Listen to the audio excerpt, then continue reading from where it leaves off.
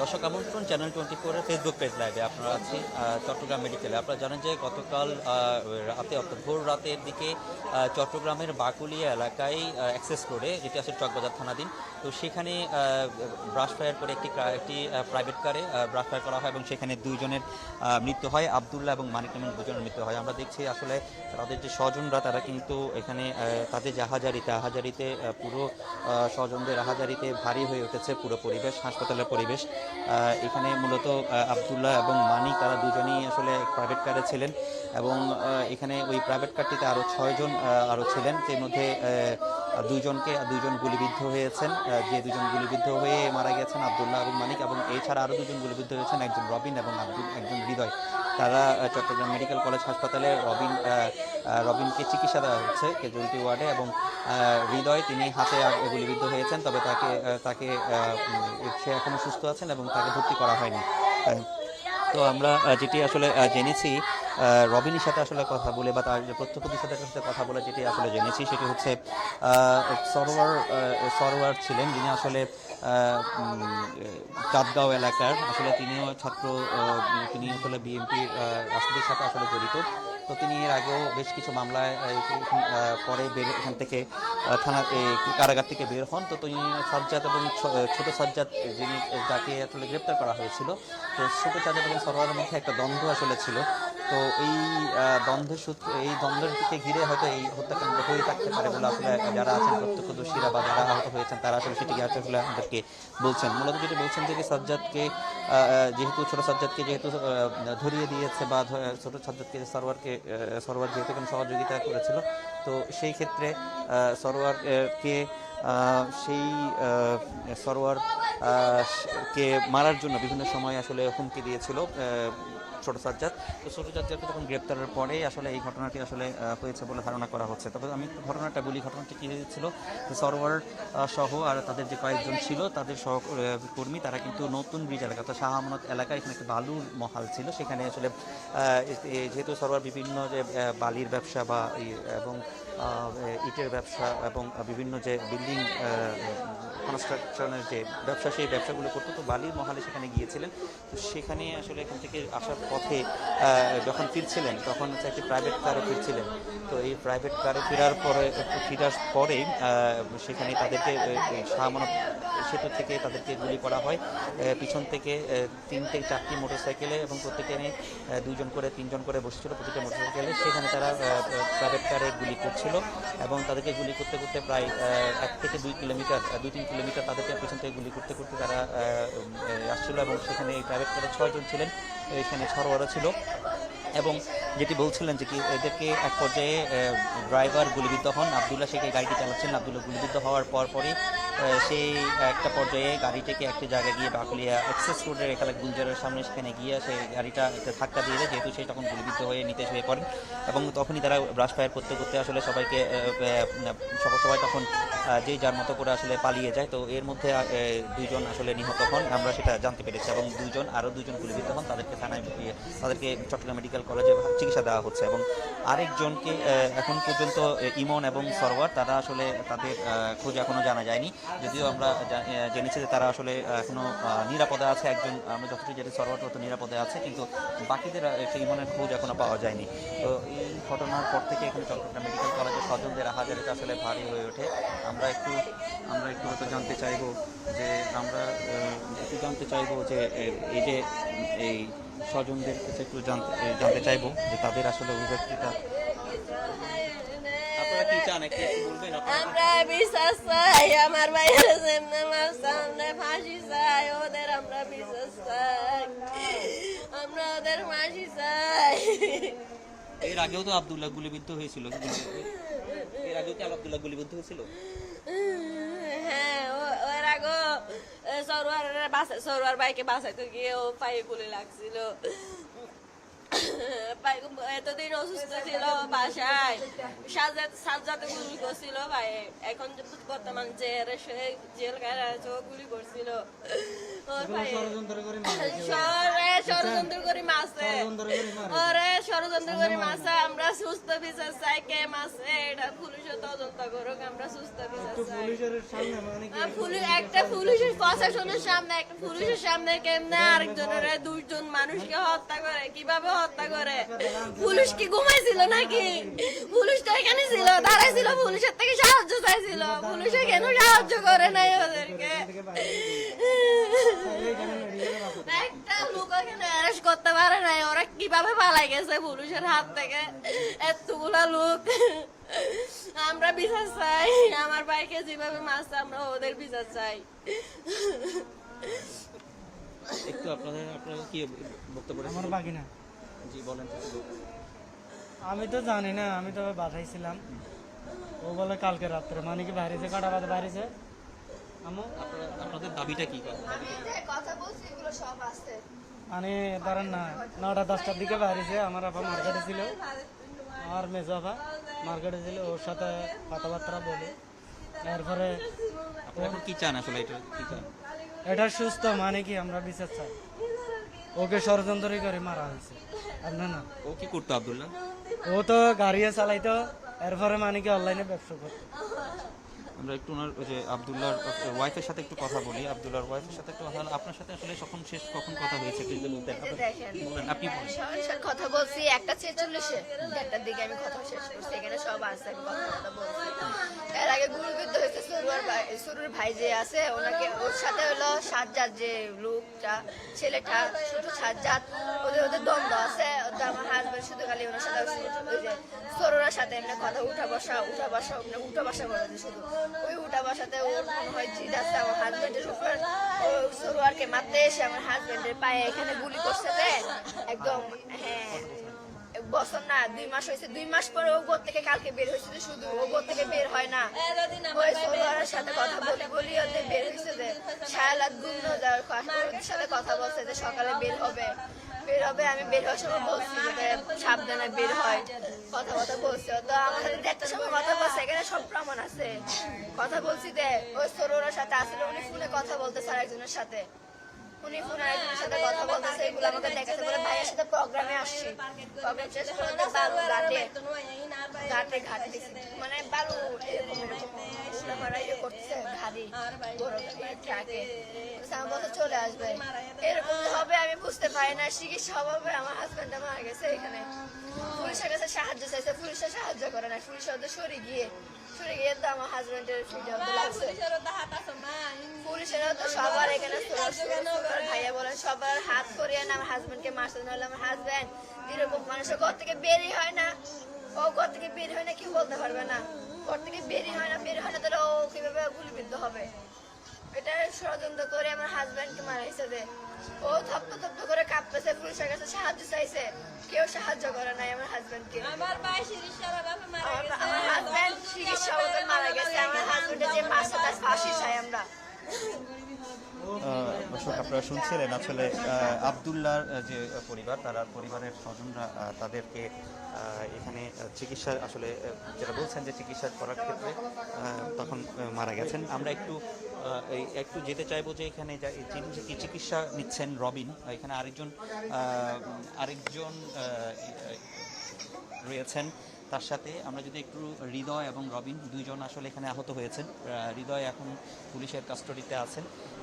হৃদয়কে আমরা হয়তো হৃদয় যে পুলিশের কাস্টডি আছে সে কিন্তু এখানে ঘটনাস্থলে ছিল, যদিও সে হাতে গুলিবিদ্ধ হয়েছেন এবং রবিন গুলিবিদ্ধ হয়েছেন পায়ে। তো আমরা রবিনকেও আমরা একটু হৃদয়ের কথাটা একটু শুনি।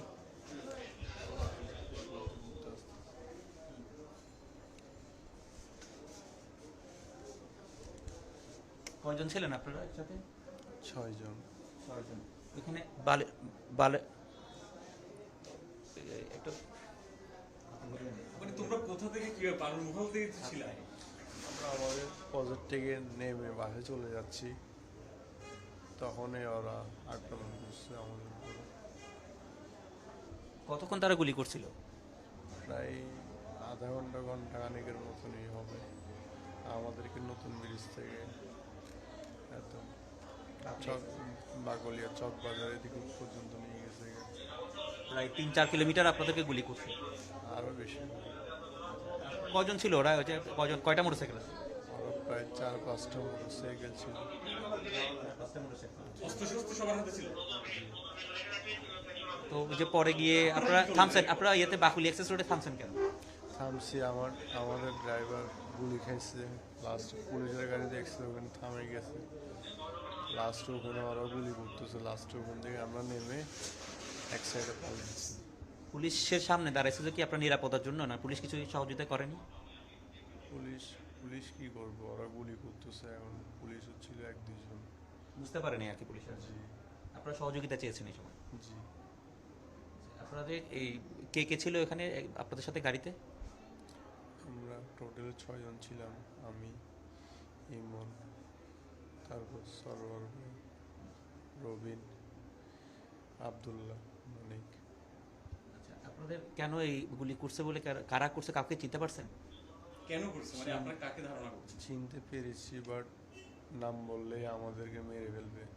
পরবর্তী আমরা কদিন বাঁচি ঠিক নেই, নাম বললে আমাদের উপর আক্রমণ করবে। অনেকে ধারণা করছে কি কারণে এটা মারছে বলে ধারণা করছেন? কি যে ছোট ছাত্রকে গ্রেপ্তারের বিষয়টা নিয়ে? জি এরকমই হবে আশা করি। বাইকে মারতে আসছিল জি সরওয়ার ভাই। দর্শক, আমরা একটু শুনছিলাম যে হৃদয়ের কথা। তিনি সেই গাড়িতে ছিলেন, গাড়িতে গুলিবিদ্ধ হয়েছিলেন এবং সেই গাড়িতে যখন গুলিবিদ্ধ হয়ে তিনি পুলিশের কাস্টডিতে আছেন। তিনি যেটা আসলে বলছেন যে কি যে এই ঘটনা আসলে মূলত যেটি ধারণা করা হচ্ছে যে ছোট সাজ্জাদ এবং সরওয়ারের মধ্যে একটা দ্বন্দ্ব দীর্ঘদিন ধরে চলছিল। ছোট সরওয়ারকে হত্যা করার যে একটা বিভিন্ন সময় হুমকি দিয়ে আসছিল, তখন ছোট সাজ্জাদ সাম্প্রতিক সময় ছোট সাজ্জাদ গ্রেপ্তার হয়েছেন, আপনারা সেটি দেখেছেন।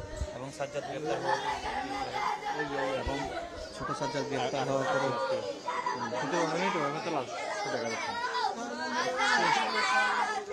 আপনারা কি মানিকের আত্মীয়? আমরা মানিকের যে স্বজন আছে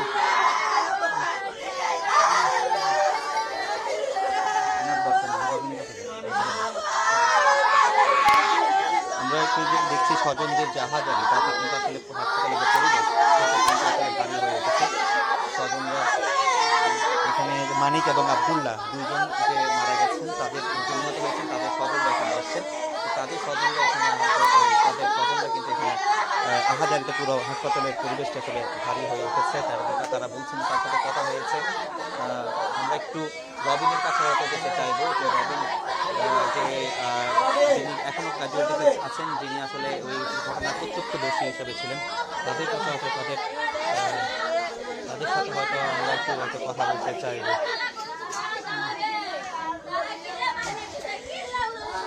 একটু মানিকের স্বজনদের সাথে একটু কথা বলবো।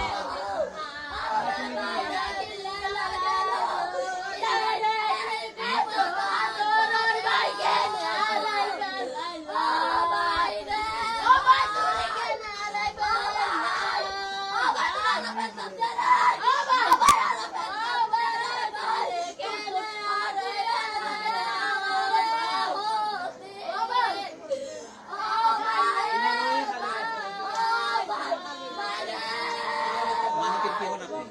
মানিকের কে হন?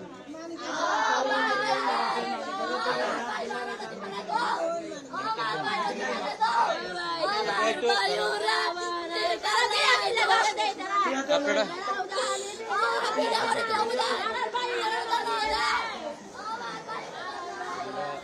দেখছিলেন যে মানিকের যে স্বজনরা তারাও আসলে আমাদের করছেন।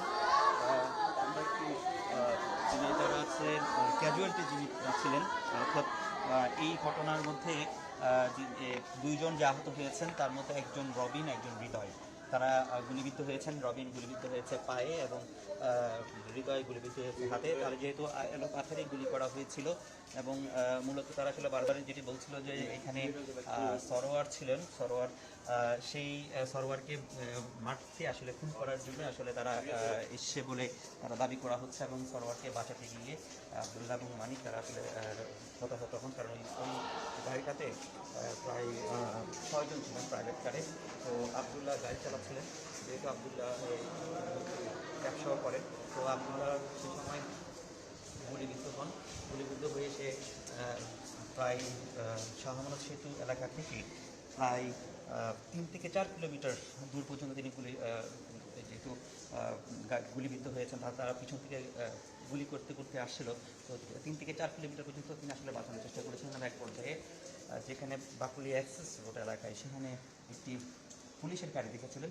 তো পুলিশের গাড়ি দেখার পর সেখানে গিয়ে তারা আসলে থামার পরও পুলিশে আসলে তারা এলোপাতাড়ি গুলি করার কারণে আসলে পুলিশ কিছুই করতে না পারে, পুলিশ আসলে বুঝতে না পারে। তো সেই কারণে সেই সময় তারা আসলে নেমে পালিয়ে যায়। আমরা একটু দেখি যে সরোয়ার এটা জলটি ঘটে কিন্তু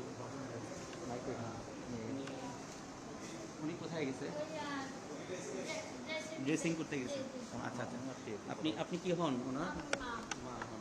আপনি ওই যে কটার দিকে বেরিয়েছিলেন, একটু কি আপনার সাথে কথা হয়েছে শেষ? আমি সেই সময় আমার বাসায় ছেলে একটা ফোন কথা বলতে যে অমুকের মা কোথায়, তখন আমার কানটা বাড়ি লাগছে যে রবিনের মা কোথায়। আর কী রে বাবা কী হয়েছে, দরজা টিনের দরজা খুলতে খুলতে আমি বললাম বাবা কী হয়েছে, সমস্যা কর না। ও আমারে বলে না, খালি বলছে যে তুমি তাড়াতাড়ি যাও মেডিকেলে এমার্জেন্সির মধ্যে, তার কিছু কয় না। তা আমি পাগলের মধ্যে খালি বোরকাটা কিনতে আমি চলে এসেছি বাবা, আর কিছু জানি না। তো আপনার এমনি ছেলে কি অবস্থা এখন? তখন আইসে দেখি যে এখানে শুয়ে রয়েছে, আইসে দেখি শুয়ে রয়েছে। তা আমি এসে বাবাকে কি রে বাবা কেমনি কী হলো, ওই গুলি লাগছে। গুলি কেমনি লাগছে, কী হয়েছে না হয়েছে এতটুকু আর জানি না। তা আরও আপনাদের মতন আসতেছে যাইতেছে কথা বলতেছে, তো শুনতেছি পোলার মুখে যতটুকু শুনি আমি এতটুকু মনে করো আমি একটু আইডিয়ার ভাবে বললাম যে পুলিশের গাড়ি এখানে যখন আছে, পুলিশের সামনে বলে কি গাড়ি পর্যন্ত গুলি চলতেছে, তাহলে মনে হয় পুলিশের সাথে কোনো একটু আছে, পুলিশ বিষ আছে। এখানে তো ওরা ওদেরকে গুলি করতে করতে দৌড়াইছিল যে সন্ত্রাসীরা, সেটা শুনছিলাম। হ্যাঁ? সন্ত্রাসীরা গুলি করতে করতে আসলে ওদেরকে নিয়ে আসছে, এটা শুনছেন? এরকম মানে এখানে ছেলে বলতেছিল। কয় আর কি, হ্যাঁ আচ্ছা, শুনতেছি। আমরা একটু দেখি যে উনি কোথায় আছেন। তাহলে হচ্ছে ড্রেসিংয়ে যেহেতু আছেন, ড্রেসিং থেকে বের হলে হয়তো তার সাথে আসলে কথা বলা যাবে। তার সে যে বিষয়টা হচ্ছে কি, তাকে যে সেই সময় আহত উদ্ধার করা হয়েছিল সেই আসলে পুরো ঘটনাটি আসলে বলতে পেরেছিলেন। উনি আসলে ড্রেসিং করছিলেন অর্থাৎ চিকিৎসা দিচ্ছেন এবং সেই কারণে সেই কারণেই মূলত তাকে এখন আপাতত চিকিৎসা দেওয়া হচ্ছে। তো সার্বিক যে বিষয়টি এখনও পর্যন্ত আমরা পুলিশের কোনো বক্তব্য এখনও পর্যন্ত পাইনি। পুলিশও এই বিষয়গুলোকে খুঁটিয়ে দেখছে।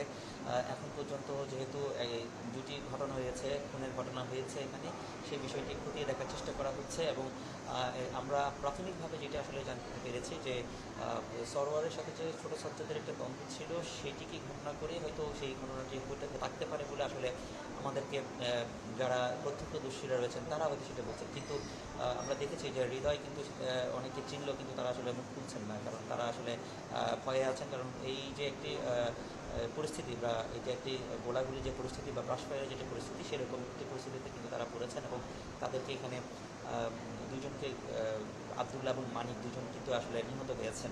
তো এই ব্যাপারে আমরা পুলিশের সাথেও কথা বলবো, পুলিশের সাথে কথা বলে বিস্তারিত যে বিষয়টি সেটা হয়তো আমরা জানতে পারবো। তো এই ছিল এখানকার সবশেষ অবস্থা।